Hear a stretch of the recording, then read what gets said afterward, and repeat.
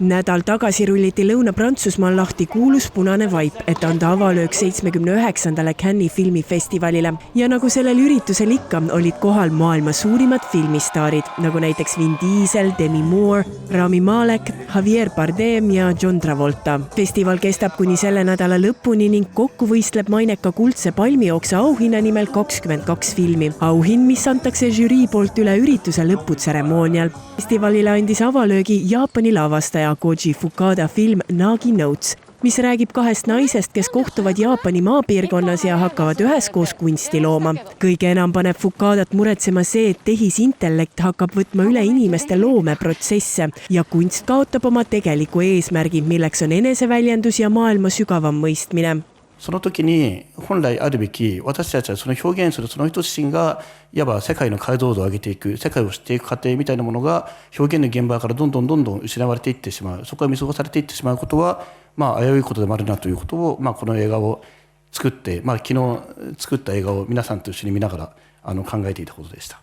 Tema pole aga ainuke režissöör, kes tehisintellekti temaatikaga festivalil kokku puutub. Nimelt osaleb võistlusprogrammis ka film nimega Sheep in the Box, mis uurib eetilisi ja moraalseid probleeme, mis võivad tekkida, kui tehisintellekti hakatakse kasutama inimeste emotsionaalsete vajaduste rahuldamiseks. 手助けになるのではないかと思って夫婦は自分の息子の形をしたヒューマノイドを求めるんですけど、そのことによって得たものもあるだろうっていろいろ取材を重ねていくと感じはしました。 Cannes'i filmifestival on alles poole peal, kuid üllatusi on see pakkunud juba küllaga. Näiteks pälvis Hollywoodi staar John Travolta, keda teame filmidest nagu Pulp Fiction ja Grease, Cannes'i elutöö auhinna ja seda vahetult enne oma režissööri debüüti filmiga Propeller One Way Night Coach. Emotsionaalse Travolta sõnul ületas auhind isegi Oscari tähtsuse tema jaoks.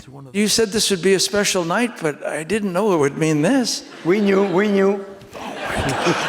Oh my God, this is a humbling moment.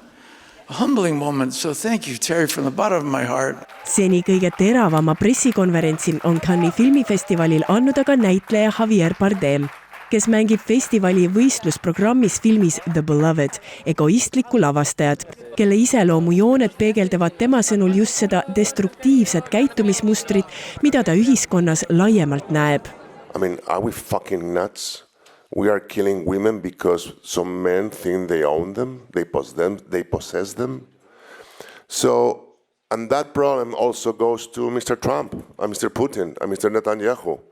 The big balls man saying, my cock is bigger than yours, and I'm gonna bomb the shit out of you. It's a fucking male toxic behavior that is creating thousands of dead people. So, yeah, we have to talk about it. Näitleja sõnul ulatub probleem kaugemale kui üksikud isikud. Tegemist on kultuuriga, kus mehelik jõudemonstratsioon ja agressioon on normaliseerunud. Bardem rõhutas, et nii sõjad Lähis-Idas kui ka Venemaa sissetung Ukrainasse on selle mõtteviisi traagilised tagajärjed.